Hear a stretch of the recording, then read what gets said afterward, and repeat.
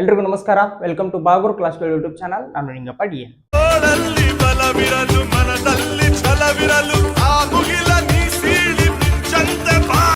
ಈ ಕ್ಲಾಸು ಇಂದು ಅಂದ್ರೆ 17/11/2024ರಂದು 97 ಪೋಸ್ಟ್ಗಳಿಗಾಗಿ ನಡೆದಿರುವಂತಹ PDO HK ವಿಭಾಗದ ಎಕ್ಸಾಮ್ನಲ್ಲಿ ಕೇಳಲಾಗಿರುವ ಮೆಂಟಲ್ ಎಬಿಲಿಟಿ ಕ್ವಶನ್ಸ್ಗಳನ್ನ ಅನಾಲಿಸಿಸ್ ಮಾಡೋಣ. ಈ ಕ್ಲಾಸು ಇನ್ನೇನು ಕೆಲವೇ ದಿನಗಳಲ್ಲಿ ನಾನ್ HK ವಿಭಾಗದ PDO ಎಕ್ಸಾಮ್ಗೆ ಕೇಳುವ ಕ್ವಶನ್ಸ್ಗಳ ಮೇಲೆ ಇವತ್ತಿನ ಕ್ವಶನ್ಸ್ಗಳು ಇನ್ಫ್ಲೂಯೆನ್ಸ್ ಬೀರೋ ಸಂಭವ ಇರುತ್ತೆ. ಸೊ ಅವ್ರಿಗೂ ಈ ಕ್ಲಾಸು ತುಂಬಾ ಇಂಪಾರ್ಟೆಂಟ್ ಆಗಿರುತ್ತೆ. ಇನ್ನು ಕ್ವಶನ್ಸ್ ವಿಚಾರಕ್ಕೆ ಬಂದ್ರೆ, ಅದರಲ್ಲೂ ನಮ್ಮ ಮೆಂಟಾಲಿಟಿ ಕ್ವಶನ್ಸ್ ವಿಚಾರಕ್ಕೆ ಬಂದ್ರೆ PDO ಲೆವೆಲ್ ಕ್ವಶನ್ಸ್ ನೀವು ಆಗಿರಲಿಲ್ಲ ಅಂತ ನನಗೆ ಅನಿಸ್ತು. ಬಹುಶಃ ಕ್ವಶನ್ಸ್ ನೋಡಿದ್ರೆ ನಿಮಗೂ ಹಾಗೆ ಅನ್ಸುತ್ತೆ. ಸೊ ಕ್ವಶನ್ಸ್ ನ ನೋಡ್ಬಿಡೋಣ. ಇವತ್ತಿನ ಎಕ್ಸಾಮ್ ನಲ್ಲಿ ಕೇಳಲಾದ ಮೊದಲನೇ ಪ್ರಶ್ನೆ, ಮೆಂಟಾಲಿಟಿ ಮೊದಲನೇ ಪ್ರಶ್ನೆ ಇದಾಗಿದೆ. PTVRMD DK ಮತ್ತು W ರವರುಗಳು ಮಧ್ಯಕ್ಕೆ ಮುಖ ಮಾಡಿ ವೃತ್ತಾಕಾರದ ಒಂದು ಮೇಜಿನ ಸುತ್ತ ಕುಳಿತುಕೊಂಡಿದ್ದಾರೆ. VU T ನ ಎಡಕ್ಕೆ ಎರಡನೆಯವನಾಗಿದ್ದಾನೆ. TU M ನ ಬಲಕ್ಕೆ ನಾಲ್ಕನೆಯವನಾಗಿದ್ದಾನೆ. D ಮತ್ತು P ರವರು T ನ ನಂತರದ ಪಕ್ಕದವರಲ್ಲ. DU P ನ ಬಲಕ್ಕೆ ಮೂರನೆಯವನಾಗಿದ್ದಾನೆ. W P ಯ ನಂತರದ ಹತ್ತಿರದ ಪಕ್ಕದವನಲ್ಲ. PU K ಯ ನಂತರದ ಹತ್ತಿರದ ಎರಡು ಭಾಗದಲ್ಲಿದ್ದಾನೆ. ಸೊ ಈ ಕೊಟ್ಟಿರೋ ಇನ್ಫಾರ್ಮೇಶನ್ ಆಧಾರದ ಮೇಲೆ ಎರಡು ಕ್ವಶನ್ಸ್ಗಳನ್ನ ಕೇಳಿದ್ದಾರೆ. ಅವೆರಡು ಕ್ವಶನ್ಸ್ಗಳಿಗೆ ನಾವು ಆನ್ಸರ್ ಮಾಡಬೇಕಾಗುತ್ತೆ. ಮೊದಲು ಕೊಟ್ಟಿರೋ ಇನ್ಫಾರ್ಮೇಶನ್ ಬರ್ಕೊಂಡ್ಬಿಡೋಣ. ಒಂದು ಸರ್ಕ್ಯುಲರ್ ಟೇಬಲ್ ಇದೆ ಅಂತೆ. ಇದ್ರ ಸುತ್ತ 8 ಜನ ಕೇಂದ್ರಕ್ಕೆ ಮುಖ ಮಾಡಿ ಕುಳಿತಿದಾರಂತ. ಸೊ ಆ 8 ಜನರು ಇವರು. ಅದರಲ್ಲಿ VU T ನ ಎಡಕ್ಕೆ ಎರಡನೆಯವನಾಗಿದ್ದಾನೆ ಅಂತೆ.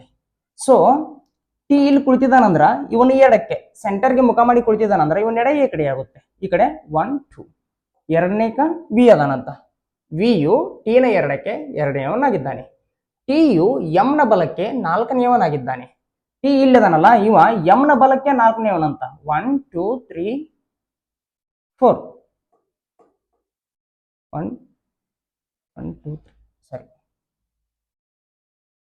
1 2 3 4 ಓಕೆ. T M ನ ಬಲಕ್ಕೆ ನಾಲ್ಕನೆಯವನಂತ. ಮೊದಲನೇದವ ಇವ, ಎರಡನೇದವ ಇವ, ಮೂರನೇದವ ಇವ, ನಾಲ್ಕನೇದವ ಇವ. ಸೆಂಟರ್ಗೆ ಮುಖ ಮಾಡಿದಾನಂದ್ರೆ M ನ ಬಲ ಈ ಕಡೆ ಆಗುತ್ತೆ. ಸೊ T M ನ ಬಲಕ್ಕೆ ನಾಲ್ಕನೆಯದವನಾಗಿ ಕುಳಿತಿದ್ದಾನೆ. ಓಕೆ. D ಮತ್ತು P ಅವರು T ನ ನಂತರದ ಹತ್ತಿರದ ಪಕ್ಕದವರಲ್ಲ. ಸೊ T ನಂತರದಲ್ಲಿ P ಮತ್ತು D ಬರೋದಿಲ್ಲ. ಇವರಿಬ್ರು ಇಲ್ಲಿ ಮತ್ತು ಇಲ್ಲಿ ಬರಕ್ ಸಾಧ್ಯ ಇಲ್ಲ ಅಂತ ಅವರೇ ಕೊಟ್ಟಿದ್ದಾರೆ. ನೆಕ್ಸ್ಟ್ DU P ನ ಬಲಕ್ಕೆ ಮೂರನೆಯವನಾಗಿದ್ದಾನೆ. D P ಯ ಬಲಕ್ಕೆ ಮೂರನೆಯವನಂತ. P ಮತ್ತು D ಇಲ್ಲಂತರೂ ಬರಲ್ಲ. ಸೊ ಉಳಿದಿರೋದು ಇವು ಮೂರೇ ಜಾಗ. ಒಂದ್ ವೇಳೆ D ಇಲ್ಲಿದಾನಂತಂದ್ರ P ಇಲ್ಲಿರ್ತಾನ. ಸೊ ಇವಾಗ D P ನ ಬಲಕ್ಕೆ ಮೂರನೇವನಾದ್ನ ನೋಡೋಣ. 1 2 3 ಎಸ್. D P ನ ಬಲಕ್ಕೆ ಮೂರನೇವನಾಗಿದ್ದಾನೆ. ಒಂದ್ ವೇಳೆ ನಾವು D ನೇ ಇಲ್ಲಿ ಬರೋದು P ನೇ ಇಲ್ಲಿ ಬರದ್ರ P ಯ ಎಡಕ್ಕೆ ಮೂರನೇವನ್ D ಆಗ್ತಾನೆ. ನಮಗ್ ಕೊಟ್ಟಿರೋದೇನು? DU P okay. DU P ನ ಬಲಕ್ಕೆ ಮೂರನೇವನು ಅಂತ ಕೊಟ್ಟಿದಾರ. DU P ನ ಬಲಕ್ಕೆ ಮೂರನೇವರು ಅಂತ ಕೊಟ್ಟಿದಾರ. ಸೊ D P ನ ಬಲಕ್ಕೆ 1 2 3 ಮೂರನೇವನಾಗಿದ್ದಾನೆ. ಓಕೆ. ನೆಕ್ಸ್ಟ್ W P ಯ ನಂತರದ ಪಕ್ಕದವನಲ್ಲ. ಸೊ W ಇಲ್ಲಿ ಬರಲ್ಲ ಅಂತ. W ಇಲ್ಲಂತರೂ ಬರೋದಕ್ಕೆ ಸಾಧ್ಯ ಇಲ್ಲ ಅಂತ. ಸೊ ಇವೆರಡು ಜಾಗದಲ್ಲಿ W ಬರ್ಬೋದು. W ಇಲ್ಲಿಯೂ ಬರಕ್ ಸಾಧ್ಯ ಇಲ್ಲ. ಇವ್ರು ಮೂರು ಜನ ಇಲ್ಲಿ ಬರ್ಲಿಕ್ಕೆ ಸಾಧ್ಯ ಇಲ್ಲ. ಸೊ W ಇಲ್ಲೂ ಬರಕ್ ಸಾಧ್ಯ ಇಲ್ಲ, ಇಲ್ಲೂ ಬರಕ್ ಸಾಧ್ಯ ಇಲ್ಲ ಅಂದ್ಮೇಲೆ ಇಲ್ಲೇ ಬರ್ಬೇಕಾಗುತ್ತೆ W. ನೆಕ್ಸ್ಟ್ PU K ನಂತರದ ಎರಡು ಭಾಗದಲ್ಲಿದ್ದಾನೆ. ಸೊ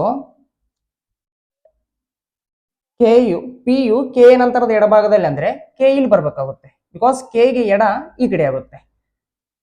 ಸೊ ಇಲ್ಲಿ K ಕುಂತ ಇಲ್ಲಿ M, ಇಲ್ಲಿ D, ಇಲ್ಲಿ V, ಇಲ್ಲಿ W, ಇಲ್ಲಿ T. ಉಳಿದಿರೋದು ಈ ಜಾಗ ಒಂದು ಉಳಿದಿದೆ ಇವಾಗ.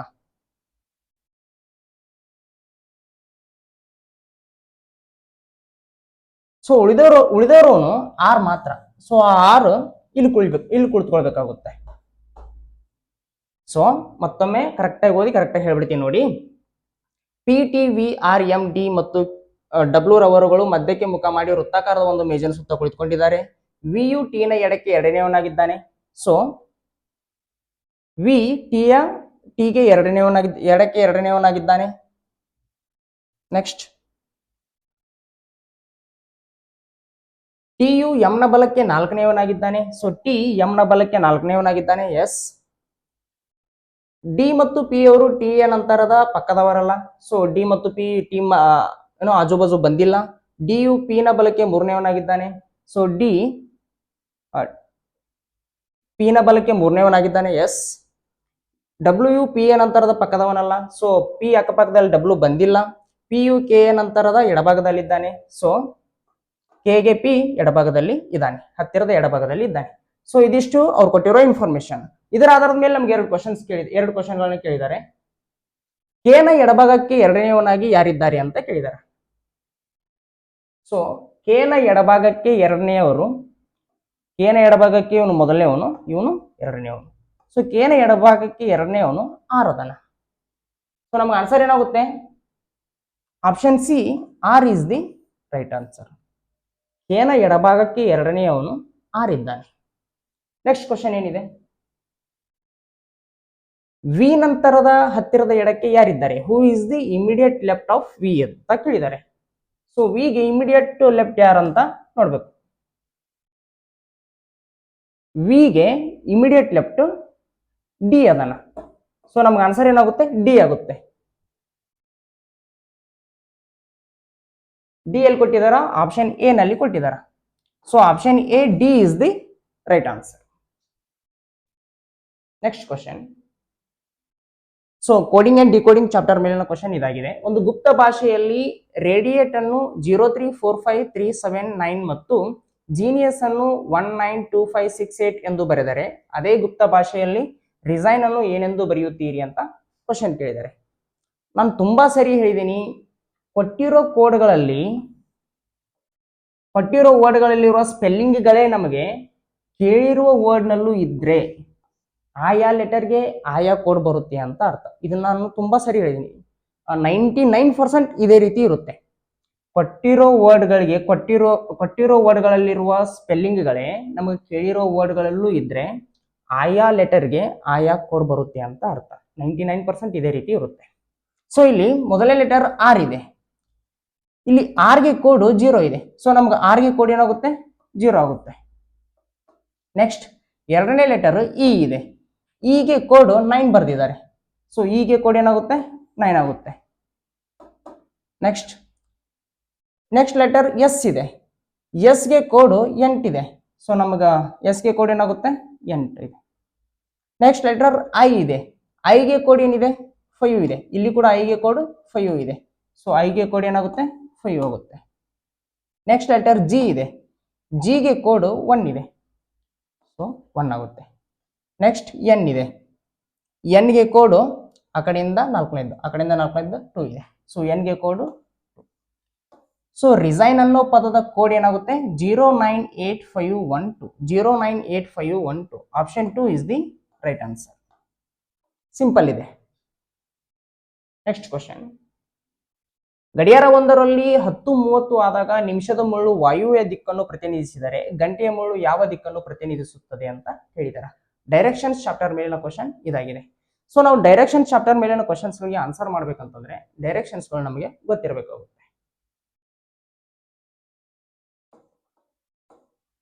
ಇದು ಉತ್ತರ, ಈಶಾನ್ಯ, ಪೂರ್ವ, ಆಗ್ನೇಯ, ದಕ್ಷಿಣ, ನೈಋತ್ಯ, ಪಶ್ಚಿಮ, ವಾಯುವ್ಯ.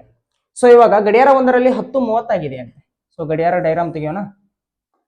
ಇದು 12 ಗಂಟೆ, ಇದು 6 ಗಂಟೆ, ಇದು 3 ಗಂಟೆ, ಇದು 9, 1, 2, 4, 5, 7, 8, 10, 11. ಸೊ 10:30 ಆದಾಗ ನಿಮಿಷದ ಮುಳ್ಳು 6 ಮೇಲೆ ಇರುತ್ತೆ, ಗಂಟೆ ಮುಳ್ಳು 10 ಮತ್ತು 11 ಮಧ್ಯೆ ಇರುತ್ತೆ. ಇದು ಗಂಟೆಯ ಮುಳ್ಳು, ಇದು 10:30 ಆಗಿದೆ. ಇವಾಗ ಏನ್ ಕೊಟ್ಟಿದ್ದಾರೆ? ನಿಮಿಷದ ಮುಳ್ಳು ವಾಯುವ್ಯ ದಿಕ್ಕನ್ನು ಪ್ರತಿನಿಧಿಸಿದರೆ. ಸೊ ಇವಾಗ ಈ ನಿಮಿಷದ ಮುಳ್ಳನ್ನು ನಾವು ವಾಯುವ್ಯ ದಿಕ್ಕ ಅಂತ ಅನ್ಕೊಳ್ಳೋದಾದ್ರೆ ಗಂಟೆಯ ಮುಳ್ಳು ಯಾವ ದಿಕ್ಕನ್ನು ಪ್ರತಿನಿಧಿಸುತ್ತದೆ ಅಂತ ಕ್ವಶನ್ ಇದೆ. ಸೊ ವಾಯುವ್ಯ ಆದ್ಮೇಲೆ ಯಾವ್ದು ಬರುತ್ತೆ? ವಾಯುವ್ಯ ಆದ್ಮೇಲೆ ಸರಿ,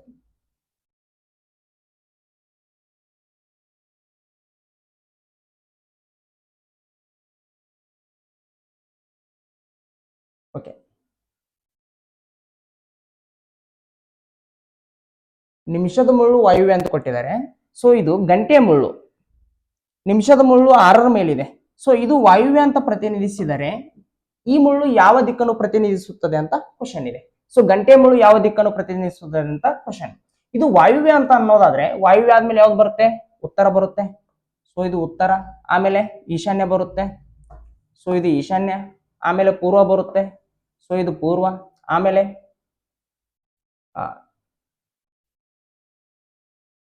ಆಗ್ನೇಯ ಬರುತ್ತೆ, ಇದು ಆಗ್ನೇಯ. ಆಮೇಲೆ ದಕ್ಷಿಣ ಬರುತ್ತೆ, ಆಮೇಲೆ ನೈಋತ್ಯ ಬರುತ್ತೆ, ಆಮೇಲೆ ಪಶ್ಚಿಮ ಬರುತ್ತೆ, ಆಮೇಲೆ ವಾಯುವ್ಯ. ಸೊ ಇವಾಗ ಗಂಟೆಯ ಮುಳ್ಳು ಯಾವ ದಿಕ್ಕನ್ನು ಪ್ರತಿನಿಧಿಸುತ್ತದೆ ಅಂತ ಕ್ವಶನ್ ಇದೆ. ಗಂಟೆಯ ಮುಳ್ಳು ಈ ಡೈರೆಕ್ಷನ್ ಅಲ್ಲಿ ಇದೆ. ಈ ಡೈರೆಕ್ಷನ್ ಯಾವ್ದು ಬಂದಿದೆ? ಪೂರ್ವ ಬಂದಿದೆ. ಸೊ ಆಪ್ಷನ್ 1 ಪೂರ್ವ ಇಸ್ ದಿ ರೈಟ್ ಆನ್ಸರ್. 10:30 ಆದಾಗ ನಿಮಿಷದ ಮುಳ್ಳು ನಮಗೇನಾದರೂ ವಾಯುವ್ಯ ದಿಕ್ಕನ್ನು ಪ್ರತಿನಿಧಿಸಿದರೆ ಗಂಟೆಯ ಮುಳ್ಳು ಪೂರ್ವ ದಿಕ್ಕನ್ನು ಪ್ರತಿನಿಧಿಸುತ್ತದೆ. So option 1 is the right answer. Next question. A ಮತ್ತು ಬಿ ಸಹೋದರರು, ಸಿ ಮತ್ತು ಡಿ ಸಹೋದರಿಯರು. ಎ ಅವರ ಮಗ ಡಿ ಯ ಸಹೋದರ, ಬಿ ಸಿಗೆ ಹೇಗೆ ಸಂಬಂಧಿಸಿರುತ್ತಾರೆ ಅಂತ ಕ್ವಶನ್. ಬ್ಲಡ್ ರಿಲೇಷನ್ಸ್ ಚಾಪ್ಟರ್ ಮೇಲಿನ ಕ್ವಶನ್ ಇದಾಗಿದೆ. ಬ್ಲಡ್ ರಿಲೇಷನ್ಸ್ ಚಾಪ್ಟರ್ ನಲ್ಲಿ ನಾವು ಮೇಲ್ ಜೆಂಡರ್ನ ಸ್ಕ್ವೇರ್ ನಲ್ಲಿ ರಿಪ್ರೆಸೆಂಟ್ ಮಾಡಿದ್ರೆ ಫಿಮೇಲ್ ಜೆಂಡರ್ನ ಸರ್ಕಲ್ ನಲ್ಲಿ ರಿಪ್ರೆಸೆಂಟ್ ಮಾಡ್ತಿರ್ತೀವಿ. ಇದು ಗೊತ್ತಿರಬೇಕು. ಎ ಮತ್ತು ಬಿ ಇಬ್ರು ಸಹೋದರರಂತೆ. ಸೊ ಎ ಮತ್ತು ಬಿ ಇವರಿಬ್ರು ಸಹೋದರರು. ಇವರಿಬ್ರು ಮೇಲ್ ಜೆಂಡರ್ ಆಗಿರೋದ್ರಿಂದ ಸ್ಕ್ವೇರ್ ನಲ್ಲಿ ರಿಪ್ರೆಸೆಂಟ್ ಮಾಡ್ತೀನಿ. ನೆಕ್ಸ್ಟ್, ಸಿ ಮತ್ತು ಡಿ ಸಹೋದರಿಯರು ಅಂತೆ. ಸಿ ಮತ್ತು ಡಿ ಸಹೋದರಿಯರು ಓಕೆ, ಬಟ್ ಅವರಿಬ್ರು ಎ ಮತ್ತು ಬಿ ಗೆ ಹೇಗೆ ಸಂಬಂಧ ಪಡ್ತಾರೆ ಅಂತ ನಮ್ಗಿನ್ನೂ ಗೊತ್ತಿಲ್ಲ. ಸೊ ಅದಕ್ಕೆ ಈ ಸೆಂಟೆನ್ಸ್ ನಾನು ಹೋಲ್ಡ್ ಅಲ್ಲಿ ಇಡ್ತೀನಿ, ಸದ್ಯಕ್ಕೆ ಹೋಲ್ಡ್ ನಲ್ಲಿ ಇಡ್ತೀನಿ. ಎ ಅವರ ಮಗ ಡಿ ಯ ಸಹೋದರ ಅಂತೆ. ಸೊ ಎ ಅವರ ಮಗ ಯಾರಿದಾರೋ ಗೊತ್ತಿಲ್ಲ, ಮಗ ಆಗಿರೋದ್ರಿಂದ ಸ್ಕ್ವೇರ್ ನಲ್ಲಿ ರಿಪ್ರೆಸೆಂಟ್ ಮಾಡ್ತೀನಿ. ಎ ಅವರ ಮಗ ಇವದನಲ್ಲ, ಇವ ಡಿ ಅವರ ಸಹೋದರ ಅಂತೆ. ಸೊ ನಮಗೆ ಎ ಅವರ ಮಗಗೆ ಡಿ ಸಹೋದರ ಆಗ್ತಾರೆ ಅಂತ ಗೊತ್ತು. ಡಿ ಅನ್ನೋದು ಸಿ ಮತ್ತು ಡಿ ಸಹೋದರಿಯರು. ಸೊ ಡಿ ಅನ್ನೋದು ಮಹಿಳೆ, ಫಿಮೇಲ್. ಅದಕ್ಕೆ ಸರ್ಕಲ್ ನಲ್ಲಿ ರಿಪ್ರೆಸೆಂಟ್ ಮಾಡ್ತೀನಿ. ಸಿ ಮತ್ತು ಡಿ ಸಹೋದರಿಯರಾಗಿರೋದ್ರಿಂದ ಸಿನ ಇಲ್ಲಿ ಬರ್ಕೊಳ್ತೀನಿ. ಸಿ ಮತ್ತು ಡಿ ಸಹೋದರಿಯರು. ಎನ ಮಗ ಯಾರೋ ಒಬ್ರು ಇದ್ದಾರೆ, ಅವರು ಡಿಗೆ ಸಹೋದರ ಆಗ್ಬೇಕಂತೆ. ಓಕೆ, ಅದನ್ನೇ ಕೊಟ್ಟಿದ್ದಾರೆ ತಾನೆ, ಎ ಅವರ ಮಗ ಡಿ ಯ ಸಹೋದರ. ಓಕೆ, ಡಿಗೆ ಸಹೋದರ ಆಗ್ಬೇಕು. ಕೇಳಿರೋದೇನು? ಬಿ ಸಿಗೆ ಹೇಗೆ ಸಂಬಂಧಿಸಿರುತ್ತಾರೆ ಅಂತ ಕ್ವಶನ್. ಸೊ ಬಿ ಸಿಗೆ ಹೇಗೆ ಸಂಬಂಧಿಸಿರುತ್ತಾರೆ ಅಂತ ಕ್ವಶನ್ ಇದೆ. ಸಿ, ಎ ಅವರ ಮಗ ಡಿಗೆ ಸಹೋದರ ಅಂತಂದ್ಮೇಲೆ ಡಿ ಎಗೆ ಮಗಳಾಗಬೇಕು. ಡಿ ಎಗೆ ಮಗಳಾಗ್ತಾ ಇದ್ದಾಳೆ ಅಂತಂದ್ಮೇಲೆ ಡಿ ಯ ಸಹೋದರಿ ಸಿ ಎಗೂ ಕೂಡ ಮಗಳಾಗಬೇಕು. ಸೊ ಇವ್ರು 3 ಜನ ಎ ಅವರ ಮಕ್ಕಳು. ಬಿ ಎಗೆ ಸಹೋದರ ಅಂತಂದ್ಮೇಲೆ ಸಿಗೆ ಬಿ ದೊಡ್ಡಪ್ಪ ಅಥವಾ ಚಿಕ್ಕಪ್ಪ ಆಗ್ಬೇಕು. ಬಟ್ ಇಲ್ಲಿ ನಮಗೆ ದೊಡ್ಡಪ್ಪ ಆಪ್ಷನ್ಸ್ ನಲ್ಲಿ ಇಲ್ಲ, ಆಪ್ಷನ್ ನಲ್ಲಿ ಚಿಕ್ಕಪ್ಪ ಮಾತ್ರ ಇರೋದ್ರಿಂದ ಆಪ್ಷನ್ 1 ಚಿಕ್ಕಪ್ಪ ಇಸ್ ದಿ ರೈಟ್ ಆನ್ಸರ್. ಚಿಕ್ಕಪ್ಪ ಬದಲಾಗಿ ದೊಡ್ಡಪ್ಪ ಅಂತ ಕೊಟ್ಟಿದ್ರೆ ನಮಗ ದೊಡ್ಡಪ್ಪ ಕರೆಕ್ಟ್ ಆನ್ಸರ್ ಆಗ್ತಿತ್ತು. ಒಂದ್ ವೇಳೆ ಚಿಕ್ಕಪ್ಪ ಮತ್ತು ದೊಡ್ಡಪ್ಪ ಎರಡು ಕೊಟ್ರೆ ಹಂಗೆ ಕೊಡ್ಲಿಕ್ಕೆ ಸಾಧ್ಯ ಇಲ್ಲ, ಹಂಗೆ ಕೊಡೋದು ಇಲ್ಲ. ಸೊ ಆಪ್ಷನ್ 1 ಚಿಕ್ಕಪ್ಪ is the right answer. Next question. Melvin ಮತ್ತು ಲೂಯಿಸ್ ರವರ ವಯಸ್ಸುಗಳು 7:10 ಅನುಪಾತದಲ್ಲಿವೆ. 6 ವರ್ಷಗಳ ತರುವಾಯ ಅವರ ವಯಸ್ಸಿನ ಅನುಪಾತ 17:23 ರಷ್ಟಾಗುತ್ತದೆ. ಅವರ ವಯಸ್ಸಿನ ವ್ಯತ್ಯಾಸವೇನು ಅಂತ ಕ್ವಶನ್ ಇದೆ. ಎ ಚಾಪ್ಟರ್ ಮೇಲಿನ ಕ್ವಶನ್ ಇದು. ಸೊ ಇವಾಗ ಮೆಲ್ವಿನ್ ಮತ್ತು ಲೂಯಿಸ್ ಅವರ ವಯಸ್ಸುಗಳ ಅನುಪಾತ ಏನಿದೆ? 7:10 ಇದೆ. 6 ವರ್ಷಗಳ ನಂತರ ಅವ್ರ ವಯಸ್ಸಿನ ಅನುಪಾತ ಏನಾಗುತ್ತೆ? 17:23 ಆಗುತ್ತೆ. ಸೊ ಅವ್ರ ವಯಸ್ಸಿನ ನಡುವಿನ ವ್ಯತ್ಯಾಸ ಏನು ಅಂತ ಕ್ವಶನ್ ನಮಗೆ. ಸಿ, ಇವಾಗ ಎಷ್ಟಿದೆ ಅವ್ರಿಬ್ಬರ ನಡುವಿನ ವಯಸ್ಸಿನ ವ್ಯತ್ಯಾಸ? 10 ನಲ್ಲಿ 7 ಮೈನಸ್ ಮಾಡಿದ್ರೆ 3 ಯೂನಿಟ್ ಇದೆ. ಇವಾಗ 6 ವರ್ಷಗಳ ನಂತರ ಅವ್ರಿಬ್ಬರ ನಡುವಿನ ವ್ಯತ್ಯಾಸ 6 ಯೂನಿಟ್ ಆಗುತ್ತೆ. 23 ಅಲ್ಲಿ 17 ಮೈನಸ್ ಮಾಡಿದ್ರೆ ನಮಗೆ 6 ಬರುತ್ತೆ. ಹಂಗಿರಬಾರ್ದು. ಯಾವುದೇ ಇಬ್ಬರು ವ್ಯಕ್ತಿಗಳ ನಡುವಿನ ವ್ಯತ್ಯಾಸ ಒಂದು ವ್ಯಾಲ್ಯೂ ಇದೆ ಅಂತಂದ್ಮೇಲೆ ಅದು ಎಷ್ಟೇ ವರ್ಷದ ನಂತರವೂ ಕೂಡ ಅವರಿಬ್ಬರ ನಡುವಿನ ವ್ಯತ್ಯಾಸ ಕಾನ್ಸ್ಟೆಂಟ್ ಆಗಿರುತ್ತೆ.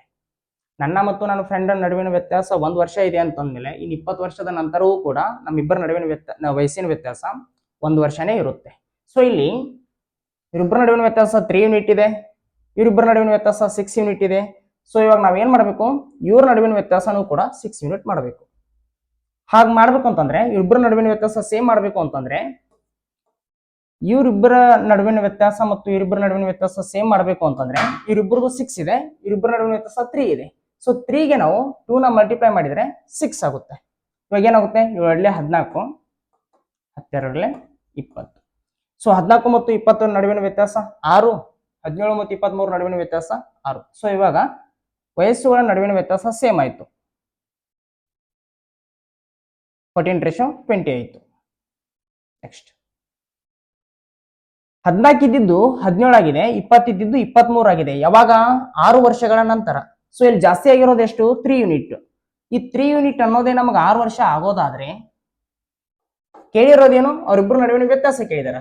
ಅವರಿಬ್ಬರ ನಡುವಿನ ವ್ಯತ್ಯಾಸ ಏನಿದೆ? 6 ಯೂನಿಟ್ ಇದೆ. 20 ಅಲ್ಲಿ 14 ಮೈನಸ್ ಮಾಡಿದ್ರೆ ಅಥವಾ 23 ಅಲ್ಲಿ 17 ಮೈನಸ್ ಮಾಡಿದ್ರೆ 6 ಯೂನಿಟ್ ಬರುತ್ತೆ. ಸೊ 6 ಯೂನಿಟ್ ಅನ್ನೋದು ಎಷ್ಟು ಅಂತ ನಾವು ಕಂಡುಹಿಡ್ಕೋಬೇಕು. 3 1 3, 3 2 6, 6 ಇಂಟು 2 ಮಾಡಿದ್ರೆ 12 ಬರುತ್ತೆ. ಸೊ ಆಪ್ಷನ್ 3 12 ವರ್ಷ ಇಸ್ ದಿ ರೈಟ್ ಆನ್ಸರ್. ಇವಾಗ ಅವ್ರ ವಯಸ್ಸಿನ ಅನುಪಾತ 14:20 ಇದೆ. 6 ವರ್ಷದ ನಂತರ 17:23 ಆಗುತ್ತೆ. ಇಲ್ಲಿ ಜಾಸ್ತಿ ಆಗಿರೋದು ಎಷ್ಟು? 3 ಯೂನಿಟ್. ಸೊ ಈ 3 ಯೂನಿಟ್ ಅನ್ನೋದೇ 6 ವರ್ಷ ಆಗೋದಾದ್ರೆ ಅವರಿಬ್ಬರ ನಡುವಿನ ವ್ಯತ್ಯಾಸ 6 ಯೂನಿಟ್ ಇದೆ. ಸೊ 6 ಯೂನಿಟ್ ಅನ್ನೋದು ಎಷ್ಟು ವರ್ಷ ಆಗುತ್ತೆ? ಸೊ 3 1 3, 3 2 6, 6 ಇಂಟು 2 ಅಂದ್ರೆ 12 ವರ್ಷ ಆಗುತ್ತೆ. So option 3 is the right answer. Next question. John ಒಂದು ಕೆಲಸವನ್ನು 6 ಗಂಟೆಗಳಲ್ಲಿ ಮತ್ತು ಸಾರಾ ಅದೇ ಕೆಲಸವನ್ನು 12 ಗಂಟೆಗಳಲ್ಲಿ ಪೂರ್ಣಗೊಳಿಸಿದರೆ ಆ ಕೆಲಸವನ್ನು ಒಟ್ಟಿಗೆ ಸೇರಿ ಪೂರ್ಣಗೊಳಿಸಲು ಅವರು ಎಷ್ಟು ಸಮಯವನ್ನು ತೆಗೆದುಕೊಳ್ಳುತ್ತಾರೆ ಅಂತ ಕ್ವಶನ್ ಇದೆ. So time and work chapter ಮೇಲಿನ ಕ್ವಶನ್ ಇದಾಗಿದೆ. ಇಲ್ಲಿ ಜಾನ್ ಅನ್ನೋನು 6 ಗಂಟೆಯಲ್ಲಿ ಒಂದು ಕೆಲಸ ಮುಗಿಸ್ತಾನಂತ. ಸಾರಾ ಅನ್ನೋಳು 12 ಗಂಟೆಯಲ್ಲಿ ಅದೇ ಕೆಲಸವನ್ನ ಮುಗಿಸ್ತಾಳ. ಇವಾಗ ಅವರಿಬ್ರು ಸೇರಿ ಕೆಲಸ ಮಾಡಿದ್ರ 6 ಗಂಟೆಗಿಂತ ಕಡಿಮೆ ಟೈಮೇ ತಗೋಬೇಕು. ಜಾನ್ ಅನ್ನೋನೇ 6 ಗಂಟೆಯಲ್ಲಿ ಆ ಕೆಲಸ ಮುಗಿಸ್ತಾ ಇದ್ದಾನೆ ಅಂತಂದ್ಮೇಲೆ, ಈಗ ಜಾನ್ ಜೊತೆ ಸಾರಾನು ಸೇರಿದಾಳೆ ಅಂತಂದ್ಮೇಲೆ 6 ಗಂಟೆಗಿಂತ ಕಡಿಮೆ ಟೈಮಲ್ಲಿ ಆ ಕೆಲಸವನ್ನು ಮುಗಿಸ್ತಾರೆ. ಸೊ ನಮಗೆ ಆಪ್ಷನ್ 4 6 ಗಂಟೆ ಆನ್ಸರ್ ಆಗ್ಲಿಕ್ಕೆ ಸಾಧ್ಯನೇ ಇಲ್ಲ. ನಮ್ಗೆ ಕಾಮನ್ ಸೆನ್ಸಿಗೆ ನಿಲ್ಕುವಂಥದ್ದು ಇಷ್ಟೇ, 6 ಗಂಟೆಗಿಂತ ಕಡಿಮೆ ಟೈಮೇ ತಗೊಳ್ತಾರೆ ಅನ್ನೋದು ಇಷ್ಟೇ. ಬಟ್ ಎಕ್ಸಾಕ್ಟ್ ಆಗಿ ಎಷ್ಟು ಟೈಮ್ ತಗೊಳ್ತಾರೆ ಅಂತ ನಾವು ಕಂಡುಹಿಡಿಯೋದು ಹೇಗೆ ಅಂತಂದ್ರೆ, ಅವ್ರಿಗೊಂದು ಪರ್ಟಿಕ್ಯುಲರ್ ಕೆಲಸ ಕೊಡಬೇಕು. ಆ ಕೆಲಸ ಹೇಗಿರಬೇಕು ಅಂತಂದ್ರೆ 6 ಮತ್ತು 12ರಿಂದ ಭಾಗ ಆಗುವ ಸಂಖ್ಯೆ ಆಗಿರಬೇಕು. ಭಾಗ ಆಗುವ ಸಂಖ್ಯೆ ಆದಾಗ ಅವ್ರ ಎಫಿಷಿಯನ್ಸಿ ನಮಗೆ ಫ್ರಾಕ್ಷನ್ ಅಲ್ಲಿ ಬರಲ್ಲ. ಸೊ 6 ಮತ್ತು 12ರಿಂದ ಭಾಗ ಆಗುವ ಸಂಖ್ಯೆ ಯಾವುದೇ ಸಂಖ್ಯೆ ತಗೊಂಡ್ರು ನಮ್ಗೆ ಆನ್ಸರ್ ಬರುತ್ತೆ. ಬಟ್ 6 ಮತ್ತು 12ರಿಂದ ಭಾಗ ಆಗುವ ಅತಿ ಚಿಕ್ಕ ಸಂಖ್ಯೆ ತಗೊಂಡಾಗ ನಮಗೆ ಕ್ಯಾಲ್ಕುಲೇಷನ್ ಈಸಿ ಆಗುತ್ತೆ. ಸೊ 6 ಮತ್ತು 12ರಿಂದ ಭಾಗ ಆಗುವ ಅತಿ ಚಿಕ್ಕ ಸಂಖ್ಯೆಗೆ ನಾವು LCM ಅಂತ ಕರಿತೀವಿ. ಸೊ 6 ಮತ್ತು 12ರ LCM ಎಷ್ಟು? 12. ಜಾನ್ 6 ಗಂಟೆಯಲ್ಲಿ ಆ ಕೆಲಸವನ್ನು ಮುಗಿಸ್ತಾ ಇದ್ದಾರ, ಸಾರಾ 12 ಗಂಟೆಯಲ್ಲಿ ಆ ಕೆಲಸವನ್ನು ಮುಗಿಸ್ತಾ ಇದ್ದಾರೆ. ಈ 12 ಅನ್ನೋದನ್ನ ನಾನು 12 ಮನೆಗಳು ಅಂತ ಅನ್ಕೊಳ್ತೇನೆ. ಜಾನ್ 12 ಮನೆಗಳನ್ನ 6 ಗಂಟೆಯಲ್ಲಿ ಕಟ್ತಾ ಇದ್ದಾನೆ ಅಂತಂದ್ರೆ ಪ್ರತಿ ಗಂಟೆಗೆ 2 ಮನೆ ಕಟ್ತಾನೆ ಅಂತ ಅರ್ಥ. 6 2 12. ಸಾರಾ 12 ಮನೆಗಳನ್ನ 12 ಗಂಟೆಯಲ್ಲಿ ಕಟ್ತಾ ಇದ್ದಾಳೆ ಅಂತಂದ್ಮೇಲೆ ಪ್ರತಿ ಗಂಟೆ 1 ಮನೆ ಕಟ್ತಾಳೆ ಅಂತ ಅರ್ಥ. 12 1 12. ಇವಾಗ ಇವರಿಬ್ರು ಸೇರಿ ಕೆಲಸ ಮಾಡ್ತಾ ಇದಾರಂತ. ಇವರಿಬ್ರು ಸೇರಿ ಕೆಲಸ ಮಾಡಿದ್ರು 1 ಗಂಟೆಗೆ 2 + 1 3 3 ಮನೆ ಕಟ್ತಾ ಇದಾರ. 1 ಗಂಟೆಗೆ 1 ಗಂಟೆಗೆ 3 ಮನೆ ಕಟ್ತಾ ಇದಾರೆ ಅಂತಂದ್ಮೇಲೆ 12 ಮನೆ ಕಟ್ಟೋದಕ್ಕೆ ಅವ್ರು ತೆಗೆದುಕೊಳ್ಳೋ ಸಮಯ 3 1 3, 3 4 12, 4 ಗಂಟೆ ತೆಗೆದುಕೊಳ್ತಾರೆ. ಸೊ ಆಪ್ಷನ್ 2 4 ಗಂಟೆ ಇಸ್ ದಿ ರೈಟ್ ಆನ್ಸರ್. ಇವಾಗ ಇಲ್ಲಿ ಏನ್ ಮಾಡಿದ್ವಿ ನಾವು? ಅವರಿಬ್ರಿಗೂ ಒಂದು ಕೆಲಸ ಕೊಟ್ವಿ. ಆ ಕೆಲಸ ಹೇಗಿತ್ತು ಅಂತಂದ್ರೆ ಅವರಿಬ್ರು ಸಮಯದಿಂದ ಭಾಗ ಆಗುವ ಸಂಖ್ಯೆ ಆಗಿತ್ತು. 12 ಅಂತ ತಗೊಂಡ್ವಿ. 12 ಮನೆ ಅಂತ ತಗೊಳ್ಳೋದಾದ್ರೆ ಜಾನ್ 12 ಮನೆಗಳನ್ನ 6 ಗಂಟೆಯಲ್ಲಿ ಕಟ್ತಾ ಇದ್ದಾನೆ ಅಂತಂದ್ರೆ ಪ್ರತಿ ಗಂಟೆಗೆ 2 ಮನೆ ಕಟ್ತಾನೆ ಅಂತ ಅರ್ಥ. ಸಾರಾ 12 ಮನೆಗಳನ್ನ 12 ಗಂಟೆಯಲ್ಲಿ ಕಟ್ತಾ ಇದ್ದಾಳೆ ಅಂತಂದ್ರೆ ಪ್ರತಿ ಗಂಟೆಗೆ 1 ಮನೆ ಕಟ್ತಾ ಇದ್ದಾಳೆ ಅಂತ ಅರ್ಥ. ಅವರಿಬ್ರು ಸೇರಿ ಕೆಲಸ ಮಾಡಿದ್ರೆ 2 + 1 3 ಮನೆನ 1 ಗಂಟೆ ಕಟ್ತಾರೆ. 3 ಮನೆ ಕಟ್ಟೋದಕ್ಕೆ 1 ಗಂಟೆ ತಗೊಳ್ತಾರೆ ಅಂದ್ರೆ 12 ಮನೆ ಕಟ್ಟೋದಕ್ಕೆ 4 ಗಂಟೆ ತಗೊಳ್ತಾರೆ. So option 2 4 hours is the right answer. Next question. ಒಂದು ಕ್ರಿಕೆಟ್ ಪಂದ್ಯದಲ್ಲಿ A, B ಮತ್ತು C ಎಂದು ಹೇಳಲಾಗುವ ಪ್ರತಿಯೊಂದರ ಬೆಲೆ ಅನುಕ್ರಮವಾಗಿ 1500 ಮತ್ತು 200ಗಳನ್ನು ಹೊಂದಿರುವ 3 ರೀತಿಯ ಟಿಕೆಟ್ಗಳಿವೆ. A, B ಮತ್ತು C ವರ್ಗದ ಮಾರಾಟವಾದ ಟಿಕೆಟ್ ಅನುಪಾತವು 3:2:5 ಇದೆ. ಟಿಕೆಟ್ಗಳ ಮಾರಾಟದಿಂದ ಬಂದ ಒಟ್ಟು ಮೊತ್ತವು 2.5 ಕೋಟಿಗಳಾಗಿದ್ದರೆ ಮಾರಾಟವಾದ ಟಿಕೆಟ್ಗಳ ಒಟ್ಟು ಸಂಖ್ಯೆಯನ್ನು ಕಂಡುಹಿಡಿಯಿರಿ ಅಂತ ಕೇಳಿದ್ದಾರೆ. ಸೊ ಇಲ್ಲಿ ಮಾರಾಟವಾದ ಟಿಕೆಟ್ಗಳ ಸಂಖ್ಯೆ ಕೇಳಿದ್ದಾರೆ. ಏನಾಗಿದೆ? ಒಂದು ಕ್ರಿಕೆಟ್ ಪಂದ್ಯದಲ್ಲಿ A ಮತ್ತು B ಮತ್ತು C ಎಂಬ ಕೆಟಗರಿಯ ಟಿಕೆಟ್ಗಳದಾವಂತ. A ಟಿಕೆಟ್ ಬೆಲೆ 1000, B ಟಿಕೆಟ್ ಬೆಲೆ 500, C ಟಿಕೆಟ್ ಬೆಲೆ 200. ಅವು ಮಾರಾಟವಾಗಿ ಯಾವ ರೇಷಿಯೋದಲ್ಲಿ ಮಾರಾಟವಾಗಿದಾವ ಅಂತಂದ್ರ 3:2:5 ರೇಷಿಯೋದಲ್ಲಿ ಮಾರಾಟ ಆಗಿದಾವಂತ. ಸೊ ಎಷ್ಟು ಮೊತ್ತ ಆಗಿದೆ ಅಂದ್ರೆ 2.5 ಕೋಟಿ ಆಗಿದೆ. ಟಿಕೆಟ್ಗಳು ಮಾರಾಟವಾದ ಬೆಲೆ 2.5 ಕೋಟಿ ಆಗಿದೆ. ಸೊ ಒಟ್ಟು ಎಷ್ಟು ಟಿಕೆಟ್ಗಳು ಮಾರಾಟವಾಗಿದ್ದಾವೆ ಅಂತ ಕ್ವಶನ್ ಇದೆ. ಇವಾಗ ನಾವು A ಟಿಕೆಟ್ಸ್ 3 ಯೂನಿಟ್ ಮಾರಾಟ ಆಗಿದಾವಲ್ಲ, ಅದನ್ನ ನಾನು 3A ಅಂತ ಅನ್ಕೊಳ್ತೀನಿ. A ಟಿಕೆಟ್ಸ್ ಒಟ್ಟು 3A ಮಾರಾಟ ಆಗಿದಾವ. B ಟಿಕೆಟ್ಸ್ 2A ಮಾರಾಟ ಆಗಿದಾವ. C ಟಿಕೆಟ್ಸ್ 5A ಮಾರಾಟ ಆಗಿದಾವ. ಒಟ್ಟು ಎಷ್ಟು ಟಿಕೆಟ್ಸ್ ಅದು? 5A + 2A + 3A 10A ಅದು. ಸೊ ನಮಗೆ 10A ವ್ಯಾಲ್ಯೂ ಕಂಡುಹಿಡಿದು ಬಿಟ್ರೆ ಆನ್ಸರ್ ಸಿಗುತ್ತೆ. ಎ ಟಿಕೆಟ್ಸ್ ಏನದಾವಲ್ಲ, ಒಂದು ಟಿಕೆಟ್ಗೆ 1,000 ಅಂದ್ರೆ ಒಟ್ಟು ಮಾರಾಟ ಆಗಿರೋದು 3A. ಸೊ 3A ಟಿಕೆಟ್ಗಳಿಗೆ 3,000A ಆಗುತ್ತೆ. ಬಿಕಾಸ್ 1,000 ಇಂಟು 3A ಅಂದ್ರೆ 3,000A. 3,000A. ಇದನ್ನ ಇಲ್ಲಿ ಬರ್ಕೊಂಡು ಬಿಡ್ತೀನಿ.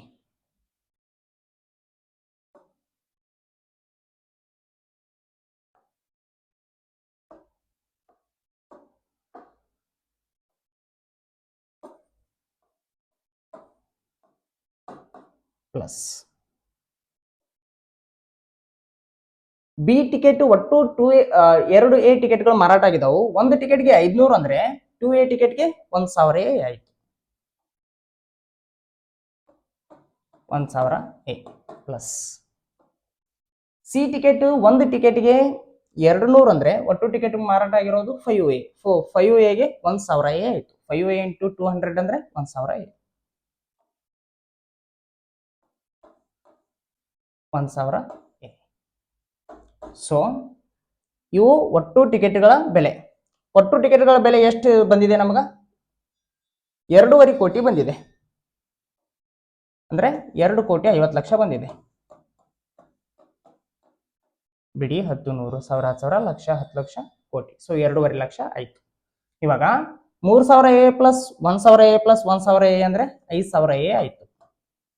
5,000A equals to 2,50,00,000. ಈ 3 0, ಇವು 3 0 cancel. 5 1 5, 5 5 25. So a equals to 5,000 ಆಯ್ತು. ಎ ಈಕ್ವಲ್ಸ್ ಟು ನಮಗೆ 5,000 ಆಯ್ತು. ಒಟ್ಟು ಟಿಕೆಟ್ ಎಷ್ಟಿದಾವು? 10A ಅದಾವು. ಎ ಬೆಲೆ 5,000 ಅಂದ್ರೆ 10A ಅಂದ್ರೆ 15,000 ಆಗುತ್ತೆ. ಸೊ ಎ ವ್ಯಾಲ್ಯೂ ನಮ್ಗೇನು ಸಿಕ್ತು? 5,000 ಸಿಕ್ತಾ? ಒಟ್ಟು ಮಾರಾಟವಾದ ಟಿಕೆಟ್ಸ್ಗಳು 10A. ಸೊ 10A ಅಂದ್ರೆ 10 ಇಂಟು 5,000. 10 ಇಂಟು 5,000 ಅಂದ್ರೆ 50,000 ಆಗುತ್ತೆ. ಸೊ ಒಟ್ಟು ಮಾರಾಟವಾದ ಟಿಕೆಟ್ಗಳು option 1 50,000 is the right answer. ಮತ್ತೊಮ್ಮೆ ಹೇಳ್ತಾ ಇದ್ದೀನಿ ನೋಡಿ, ಒಂದು ಕ್ರಿಕೆಟ್ ಪಂದ್ಯದಲ್ಲಿ 3 ತರದ ಟಿಕೆಟ್ ಅದಾವು, ಎ, ಬಿ ಮತ್ತು ಸಿ. ಎ ಟಿಕೆಟ್ ಬೆಲೆ 1,000, ಬಿ ಟಿಕೆಟ್ ಬೆಲೆ 500, ಸಿ ಟಿಕೆಟ್ ಬೆಲೆ 200. ಅವು ಮಾರಾಟವಾದ ಅನುಪಾತ ಏನು? 3:2:5 ಅಂತೆ. ಒಟ್ಟು ನಮಗೆ ಮೊತ್ತ ಎಷ್ಟು ಕಲೆಕ್ಟ್ ಆಗಿದೆ? 2.5 ಕೋಟಿ ಕಲೆಕ್ಟ್ ಆಗಿದೆ ಅಂತೆ. ಸೊ ಒಟ್ಟು ಟಿಕೆಟ್ಗಳ ಮಾರಾಟವಾದ ಟಿಕೆಟ್ಗಳ ಸಂಖ್ಯೆ ಕೇಳಿದಾರ. ಎ ಟಿಕೆಟ್ಗಳು 3 ಯೂನಿಟ್ ಮಾರಾಟ ಆಗಿದ್ದಾವೆ. ಸೊ 3 ಯೂನಿಟ್ ಅನ್ನೋದನ್ನ ನಾನು 3A ಅಂತ ತಗೊಂಡೆ. ಯಾಕೆ 3A ಅಂತ ತಗೊಂಡೆ ಅಂತಂದ್ರೆ, ಯಾವುದೇ 2 ಸಂಖ್ಯೆಗಳನ್ನ ಅಥವಾ ಯಾವುದೇ 3 ಸಂಖ್ಯೆಗಳನ್ನ ನಾವು ರೇಷಿಯೋದಲ್ಲಿ ಬರಿತಾ ಇದೀವಿ ಅಂತಂದ್ರೆ ಒಂದು ಕಾಮನ್ ಸಂಖ್ಯೆಯಿಂದ ನಾವು ಅದನ್ನ ಡಿವೈಡ್ ಮಾಡಿರ್ತೇವೆ. ಇವಾಗ 4 ಮತ್ತು 8ರ ರೇಷಿಯೋ ಬರಿಬೇಕಂತಂದ್ರೆ ನಾವು 4 1 4, 4 2 8, 4ರಿಂದ ಭಾಗ ಮಾಡಿ ರೇಷಿಯೋ ಮಾಡಿರ್ತೇವೆ. ಸೊ ಈ ಭಾಗ ಮಾಡಿ ರೇಷಿಯೋ ಮಾಡಿರ್ತೀವಿ. ರೇಷಿಯೋದಿಂದ ನಾವು ಇಂಟೀಜರ್ ಬರಿತಾ ಇದೀವಿ ಅಂತಂದ್ರೆ, ಅದ್ರ ನಾವು ವ್ಯಾಲ್ಯೂ ಬರಿತಾ ಇದೀವಿ ಅಂತಂದ್ರೆ ಒಂದು ಕಾಮನ್ ನಂಬರ್ ಇಂದ ನಾವು ಮಲ್ಟಿಪಲ್ ಮಾಡಬೇಕಾಗುತ್ತೆ. ಸೊ ನಾನು ಎ ಇಂದ ಮಲ್ಟಿಪ್ಲೈ ಮಾಡಿದೆ. ಸೊ ಅವಾಗ ನಮಗೇನಾಯ್ತು? ಎ ಟಿಕೆಟ್ಸ್ 3A ಆಯ್ತು, ಬಿ ಟಿಕೆಟ್ಸ್ 2A ಆಯ್ತು, ಸಿ ಟಿಕೆಟ್ಸ್ 5A ಆಯ್ತು. ಒಂದು ನಿಮಿಷ ಅಳಿಸ್ಬಿಡ್ತೀನಿ. ಸೊ ಒಟ್ಟು ಟಿಕೆಟ್ಸ್ 10A ಆಯ್ತು. ಸೊ ಎ ವ್ಯಾಲ್ಯೂ ಎಷ್ಟು ಬರುತ್ತೆ ಅಂತ ನಾವು ಕಂಡುಹಿಡ್ಕೊಂಡಿವಿ. ಎ ವ್ಯಾಲ್ಯೂ ನಮಗೆ 5,000 ಬಂತು. ಸೊ ಒಟ್ಟು ಟಿಕೆಟ್ಸ್ 10A ಅದಾವು. ಸೊ 5,000 ಇಂಟು 10 ಮಾಡಿದ್ರೆ ನಮಗೆ 50,000 ಬರುತ್ತೆ. ಕಲೆಕ್ಟ್ ಆದ ಅಮೌಂಟ್ ನಮಗೆ 50,000 ರೂಪಾಯಿ. ಸಾರಿ, ಒಟ್ಟು ಸಂಖ್ಯೆ ನಮ್ಮ ಟಿಕೆಟ್ಗಳ ಸಂಖ್ಯೆ 50,000. Next question. ಒಬ್ಬ ಮನುಷ್ಯ ಪಿ ಸ್ಥಳದಿಂದ ಆರಂಭಿಸಿ 7 ಗಂಟೆಗಳಲ್ಲಿ ಕ್ಯೂ ಸ್ಥಳವನ್ನು ತಲುಪುತ್ತಾನೆ. ಅವನು ಸ್ವಲ್ಪ ಟ್ರಾನ್ಸ್ಲೇಷನ್ ಅಲ್ಲಿ ಗಡಬಡಾಗಿದೆ. ಸೊ ಇಂಗ್ಲಿಷ್ ನಲ್ಲೇ ಓದ್ತಾ ಇದ್ದೀನಿ. A man starts from A place P and reaches the place Q in 7 hours. He travels 1/4 of the distance at 10 km/h and the remaining distance at 12 km/h. The distance between P and Q ಅಂತ ಹೇಳಿದ್ದಾರೆ. So ಇಲ್ಲಿ P ಮತ್ತು Q ಅನ್ನೋ 2 ಸ್ಥಳ ಅದಾವು. ಇಲ್ಲಿ ಏನಾಗಿದೆ ಅಂತಂದ್ರೆ, ಒಟ್ಟು P ಇಂದ Q ಹೋಗೋದಕ್ಕೆ ತೆಗೆದುಕೊಂಡ ಸಮಯ ಎಷ್ಟು? ಟೈಮ್ ಎಷ್ಟು? 7 hours. ಸೊ ಈ ದಾರಿಯ 4ನೇ ಒಂದು ಭಾಗವನ್ನ 12 ಕಿಲೋಮೀಟರ್ 10 km/h ಅಲ್ಲಿ ಹೋಗ್ತಾ ಇದ್ದಾನಂತೆ ಸ್ಪೀಡ್ ನಲ್ಲಿ. ನೆಕ್ಸ್ಟ್ ಇನ್ನುಳಿದ ಭಾಗವನ್ನ ಅಂದ್ರೆ 4/3 ಭಾಗವನ್ನ 12 ಕಿಲೋಮೀಟರ್ ಪರ್ ಅವರ್ ನಲ್ಲಿ ಹೋಗ್ತಾ ಇದ್ದಾನೆ. ಸೊ ಪಿ ಮತ್ತು ಕ್ಯೂ ನಡುವಿನ ಡಿಸ್ಟೆನ್ಸ್ ಎಷ್ಟು ಅಂತ ಕ್ವಶನ್ ಇದೆ. ಈಸಿ ಇದೆ. ಇಲ್ಲಿಂದ ಇಲ್ಲಿನ ಡಿಸ್ಟೆನ್ಸ್ ಡಿ ಅಂತ ತಗೊಂಡ್ರೆ ಇಲ್ಲಿಂದ ಇಲ್ಲಿಗೆ 3D ಅಂತ ತಗೊಳ್ಬೇಕು, ಬಿಕಾಸ್ ಇದರ 3 ಪಟ್ಟು ಇದಿದೆ. ಇವಾಗ ಇಲ್ಲಿಂದ ಇಲ್ಲಿಗೆ 10 ಕಿಲೋಮೀಟರ್ ಪರ್ ಅವರ್ ನಲ್ಲಿ ಇಲ್ಲಿಂದ ಇಲ್ಲಿಗೆ ಬಂದಿದ್ದಾನಲ್ಲ, ಇದನ್ನ T1 ಅಂತ ತಗೊಳ್ತೀನಿ ನಾನು, ಪ್ಲಸ್ ಇಲ್ಲಿಂದ ಇಲ್ಲಿಗೆ ತೆಗೆದುಕೊಂಡ ಟೈಮ್ ಅನ್ನ T2 ಅಂತ ತಗೊಳ್ತೀನಿ.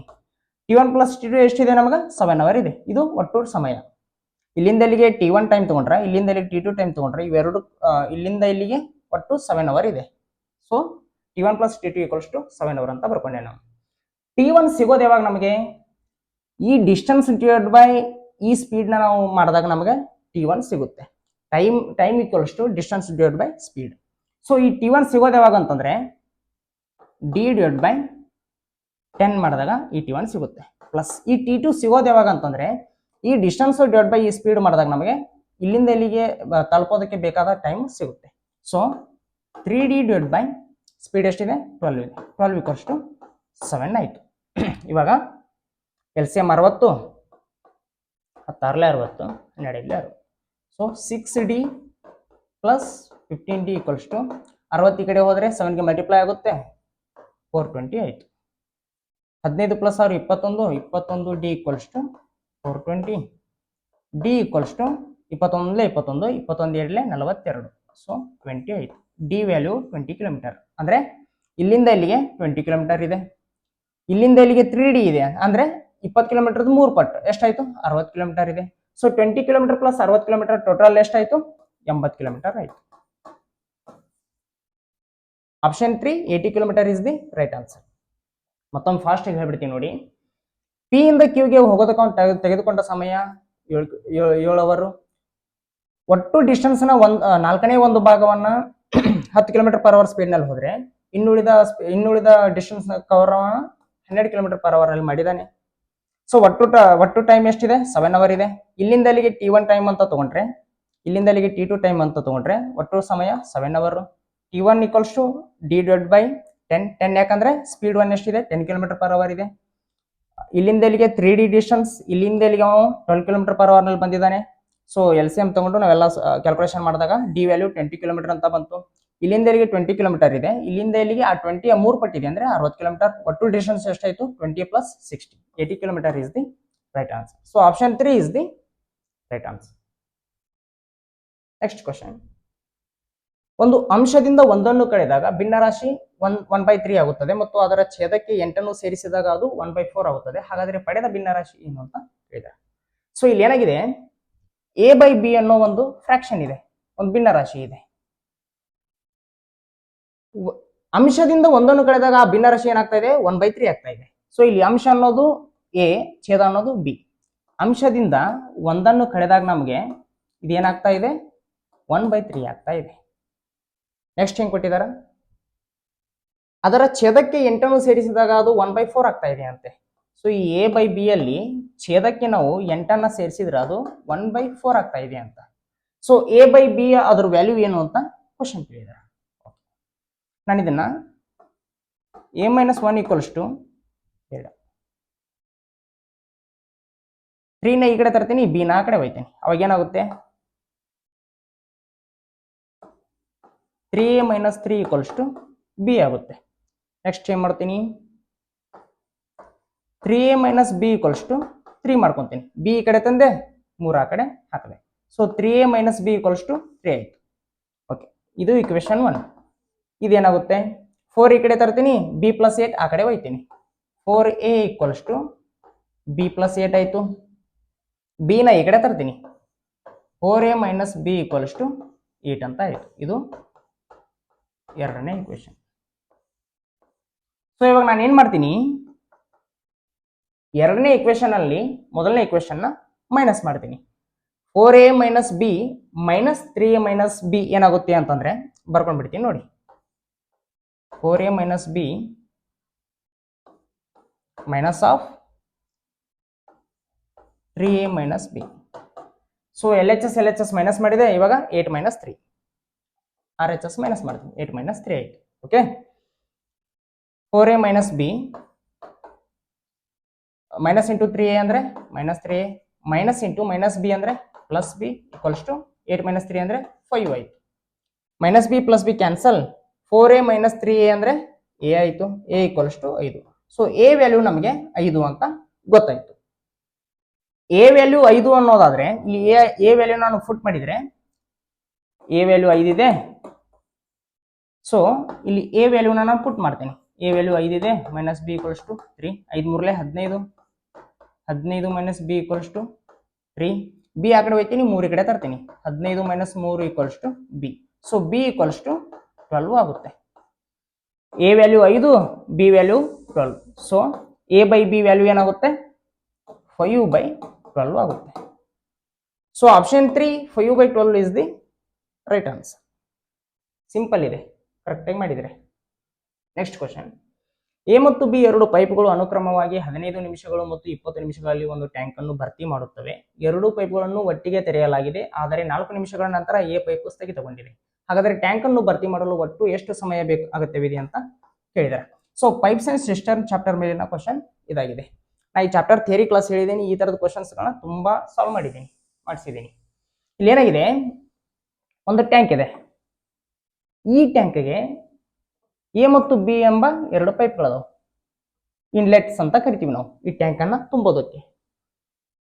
ಒಂದ್ ವೇಳೆ ಬಿ ನ ಕ್ಲೋಸ್ ಮಾಡಿ ಎನ ಆನ್ ಮಾಡಿದ್ರ 15 ನಿಮಿಷದಾಗ ಈ ಟ್ಯಾಂಕ್ ಅನ್ನ ತುಂಬಿಡ್ತಂತದ. ಇದು ಎ ಪೈಪ್, ಇದು ಬಿ ಪೈಪ್. ಒಂದ್ ವೇಳೆ ಎ ಪೈಪ್ ನ ಕ್ಲೋಸ್ ಮಾಡಿ ಬಿ ಪೈಪ್ ನ ಆನ್ ಮಾಡಿಬಿಟ್ರ 20 ನಿಮಿಷದಾಗ ಈ ಟ್ಯಾಂಕ್ ಅನ್ನ ತುಂಬಿಡ್ತಂತದ. ಇವಾಗ ಏನ್ ಮಾಡಿದಾರ, ಎರಡೂ ಆನ್ ಮಾಡಿದಾರ. ಎರಡೂ ಆನ್ ಮಾಡಿ ಏನ್ ಮಾಡಿದಾರ, 4 ನಿಮಿಷಗಳ ನಂತರ ಎ ಪೈಪ್ ನ ಆಫ್ ಮಾಡಿದಾರ, ಟರ್ನ್ ಆಫ್ ಮಾಡಿದಾರ 4 ನಿಮಿಷದ ನಂತರ. ಸೊ ಇವಾಗ ಇನ್ನುಳಿದ ಭರ್ತಿನ ಬಿ ಪೈಪ್ ಮಾತ್ರ ಮಾಡಬೇಕು. ಸೊ ಒಟ್ಟು ಎಷ್ಟು ಟೈಮ್ ತಗೊಳ್ತಾ, ಭರ್ತಿ ಆಗೋದಕ್ಕೆ ಎಷ್ಟು ಟೈಮ್ ತಗೊಳುತ್ತೆ ಅಂತ ಕ್ವಶನ್ ಇದೆ. ಬನ್ನಿ ಸಾಲ್ವ್ ಮಾಡೋಣ. ನಾವು ಮೊದಲು ಏನ್ ಮಾಡ್ಬೇಕು ಅಂತಂದ್ರೆ, ಈ ಟ್ಯಾಂಕ್ಗೆ ಒಂದು ಕೆಪಾಸಿಟಿ ಕೊಡಬೇಕು. ಆ ಟ್ಯಾಂಕ್ ನ ತುಂಬ್ತಾ ಇದಾವ ನಿಜ, ಬಟ್ ಆ ಟ್ಯಾಂಕ್ ಎಷ್ಟು ಲೀಟರ್ ಹಿಡಿಸುತ್ತೆ ಅಂತ ನಾವು ಕಂಡುಹಿಡ್ಕೊಳ್ಬೇಕು. ಆ ಒಟ್ಟು ಕೆಪಾಸಿಟಿ ನಮಗೆ ಏನಾಗಿರ್ಬೇಕು ಅಂತಂದ್ರೆ, ಇವೆರಡರಿಂದ ಭಾಗ ಆಗುವ ಸಂಖ್ಯೆ ಆಗಿರ್ಬೇಕು. ಯಾವ ಸಂಖ್ಯೆ ತಗೊಂಡ್ರು ನಮ್ಗೆ ಆನ್ಸರ್ ಬರುತ್ತೆ. ಬಟ್ ಇವೆರಡರಿಂದ ಭಾಗ ಆಗುವ ಅತಿ ಚಿಕ್ಕ ಸಂಖ್ಯೆ ಆದ್ರೆ ನಮ್ಗೆ ಕ್ಯಾಲ್ಕುಲೇಷನ್ ಈಸಿ ಆಗುತ್ತೆ. ಅದಕ್ಕೋಸ್ಕರ 15 ಮತ್ತು 20ರಿಂದ ಭಾಗ ಆಗುವ ಅತಿ ಚಿಕ್ಕ ಸಂಖ್ಯೆ ಯಾವುದು? 60. ಸೊ ಇದ್ರ ಕೆಪಾಸಿಟಿ ನಾವು 60 ಲೀಟರ್ ಅಂತ ತಗೊಳ್ಳೋಣ. ಇದು ಎ ಪೈಪು, ಇದು ಬಿ ಪೈಪ್. ಎ ಪೈಪು 60 ಲೀಟರ್ನ 15 ನಿಮಿಷಗಳಲ್ಲಿ ತುಂಬುತ್ತಾ ಇದೆ ಅಂತಂದ್ರೆ ಪ್ರತಿ ನಿಮಿಷಕ್ಕೆ 4 ಲೀಟರ್ ತುಂಬುತ್ತೆ ಅಂತ ಅರ್ಥ. ಬಿ ಪೈಪು 60 ಲೀಟರ್ನ 20 ನಿಮಿಷದಲ್ಲಿ ತುಂಬುತ್ತಾ ಇದೆ ಅಂದ್ರೆ ಪ್ರತಿ ನಿಮಿಷಕ್ಕೆ 3 ಲೀಟರ್ ತುಂಬುತ್ತೆ ಅಂತ ಅರ್ಥ. ಇವಾಗ ಇವೆರಡನ್ನೂ ಆನ್ ಮಾಡಿದಾರ. ಎರಡನ್ನೂ ಆನ್ ಮಾಡಿದಾಗ ಪ್ರತಿ ನಿಮಿಷಕ್ಕೆ 4 + 3 7 ಲೀಟರ್ ತುಂಬುತ್ತವೆ. ಎರಡನ್ನೂ ಆನ್ ಮಾಡಿದ್ರ 7 ಲೀಟರ್ ತುಂಬುತ್ತವೆ ಪ್ರತಿ ನಿಮಿಷಕ್ಕೆ. 4 ನಿಮಿಷದ ನಂತರ ಎ ಪೈಪ್ ಕ್ಲೋಸ್ ಮಾಡಿದಾರ ಅಂತ. 4 ನಿಮಿಷದ ನಂತರ ಎ ಪೈಪ್ ಕ್ಲೋಸ್ ಮಾಡಿದ್ದಾರೆ ಅಂತಂದ್ರೆ ಆ 4 ನಿಮಿಷದವರೆಗೂ ಎ ಮತ್ತು ಬಿ ಎರಡೂ ಆನ್ ಇದ್ವಾ. ಸೊ 1 ನಿಮಿಷಕ್ಕೆ ಇವೆರಡು ಸೇರಿ 7 ಲೀಟರ್ ತುಂಬುತ್ತವೆ ಅಂತಂದ್ರೆ 4 ನಿಮಿಷಕ್ಕೆ 7 × 4 7 × 4 28 ಲೀಟರ್ ತುಂಬಿರ್ತಾವ. 4 ನಿಮಿಷಕ್ಕೆ 28 ಲೀಟರ್ ತುಂಬಿರ್ತಾವ. ಇವಾಗ ಒಟ್ಟು ಕೆಪಾಸಿಟಿ 60 ಲೀಟರ್, ಆಲ್ರೆಡಿ 28 ಲೀಟರ್ ತುಂಬಿಟ್ಟಿದಾವ್. ಇನ್ನು ಉಳಿದಿರೋದು ಎಷ್ಟು? 60 - 28 ಅಂದ್ರೆ 60 - 28 ಅಂದ್ರೆ ಇನ್ನು ಉಳಿದಿರೋದು 32 ಲೀಟರ್ ಮಾತ್ರ ಉಳಿದಿದೆ. ಈ 32 ಲೀಟರ್ನ ಬಿ ಪೈಪ್ ಮಾತ್ರ ತುಂಬಬೇಕು, ಬಿಕಾಸ್ ಎ ಪೈಪ್ ನ ಇವಾಗ ಕ್ಲೋಸ್ ಮಾಡಿದ್ದಾರೆ. ಸೊ 1 ನಿಮಿಷಕ್ಕೆ ಇದು 3 ಲೀಟರ್ ತುಂಬುತ್ತೆ ಅಂದ್ರೆ 32 ಲೀಟರ್ ತುಂಬೋದಕ್ಕೆ ಇದು ಎಷ್ಟು ಟೈಮ್ ತಗೊಳುತ್ತೆ? ಆ 30 ಲೀಟರ್ ತುಂಬೋದಕ್ಕೆ 10 ನಿಮಿಷ ತಗೊಳುತ್ತಾ? 30 ಲೀಟರ್ ತುಂಬೋದಕ್ಕೆ 10 ನಿಮಿಷ ತಗೊಳುತ್ತೆ, ಬಿಕಾಸ್ ಪ್ರತಿ ನಿಮಿಷಕ್ಕೆ 3 ಲೀಟರ್ ತುಂಬ್ತಾ ಇದೆ. ಇವಾಗ ನೆಕ್ಸ್ಟ್ ಉಳಿದಿರೋದು ಎಷ್ಟು? 2 ಲೀಟರ್ ಮಾತ್ರ ಉಳಿತು. ಸೊ 2/3 ಮಿನಿಟ್ ತಗೊಳುತ್ತೆ. 2/3 ಮಿನಿಟ್ ನ ನಾವು ಸೆಕೆಂಡ್ಗಳಲ್ಲಿ ಕನ್ವರ್ಟ್ ಮಾಡಬೇಕು ಅಂತಂದ್ರೆ ಮಲ್ಟಿಪ್ಲೈ ಬೈ 60 ಮಾಡಬೇಕು, ಬಿಕಾಸ್ 1 ನಿಮಿಷಕ್ಕೆ 60 ಸೆಕೆಂಡ್. ಸ್ಪಷ್ಟವಾಗಿ ನನ್ನ ಮಾತು ಮೇಲೆ ಗಮನ ಕೊಡಿ. ನಿಮಿಷದಲ್ಲಿರೋದನ್ನ ಸೆಕೆಂಡ್ಗೆ ಕನ್ವರ್ಟ್ ಮಾಡಬೇಕಂದ್ರೆ ಮಲ್ಟಿಪ್ಲೈ ಬೈ 60 ಮಾಡಬೇಕು. ಒಂದ್ ವೇಳೆ ಸೆಕೆಂಡ್ ನಲ್ಲಿ ಇರೋದನ್ನ ನಾವು ನಿಮಿಷಗಳಿಗೆ ಕನ್ವರ್ಟ್ ಮಾಡಬೇಕಂದ್ರೆ ಡಿವೈಡ್ ಬೈ 60 ಮಾಡಬೇಕು. ಇವಾಗ ಇದು 2/3 ನಿಮಿಷದಲ್ಲಿದೆ. ಇದನ್ನ ನಾವು ಸೆಕೆಂಡ್ಗೆ ಕನ್ವರ್ಟ್ ಮಾಡಬೇಕಂತಂದ್ರೆ ಮಲ್ಟಿಪ್ಲೈ ಬೈ 60 ಮಾಡಬೇಕು. ಸೊ 10 ಮಿನಿಟ್ ಪ್ಲಸ್ 2/3 × 60 ಅಂದ್ರೆ 3 × 3 3 × 20 60. 20 × 2 ಅಂದ್ರೆ 40 ಸೆಕೆಂಡ್. ಬಿ ಪೈಪ್ ಇನ್ನು ಉಳಿದಿರೋದನ್ನ 10 ನಿಮಿಷ ಪ್ಲಸ್ 40 ಸೆಕೆಂಡ್ ಅಲ್ಲಿ ತುಂಬುತ್ತೆ. 10 ಮಿನಿಟ್ ಪ್ಲಸ್ 40 ಸೆಕೆಂಡ್. ಮೊದಲ 4 ನಿಮಿಷ ಎರಡು ಕೂಡಿ ತುಂಬಿದ್ವು, ಆಮೇಲೆ ಉಳಿದಿದ್ದನ್ನ ಬಿ ಪೈಪ್ 10 ನಿಮಿಷ 10 ನಿಮಿಷ 40 ಸೆಕೆಂಡ್ ಅಲ್ಲಿ ತುಂಬಿತು. ಒಟ್ಟು ಸಮಯ ಎಷ್ಟಾಯ್ತು?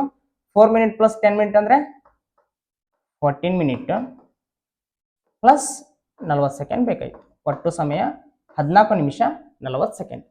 ಆಪ್ಷನ್ 4 14 ನಿಮಿಷ 40 second is the right answer. ಮತ್ತೊಮ್ಮೆ ಸ್ಪೀಡ್ ಆಗಿ ಹೇಳ್ಬಿಡ್ತೀನಿ ನೋಡಿ. ಒಂದು ಟ್ಯಾಂಕ್ಗೆ ಎ ಮತ್ತು ಬಿ ಪೈಪ್ ಅದಾವು. ಎ ಪೈಪ್ 15 ನಿಮಿಷದಲ್ಲಿ ಪೂರ್ತಿ ಟ್ಯಾಂಕ್ ತುಂಬಿಸಿದ್ರ ಬಿ ಪೈಪ್ 20 ನಿಮಿಷದಲ್ಲಿ ಪೂರ್ತಿ ಟ್ಯಾಂಕ್ ತುಂಬಿಸುತ್ತೆ.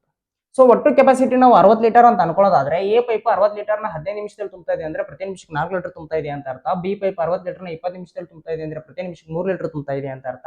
ಎರಡು ಪೈಪ್ ಸೇರಿ ಪ್ರತಿ ನಿಮಿಷಕ್ಕೆ 7 ಲೀಟರ್ ತುಂಬುತ್ತವೆ.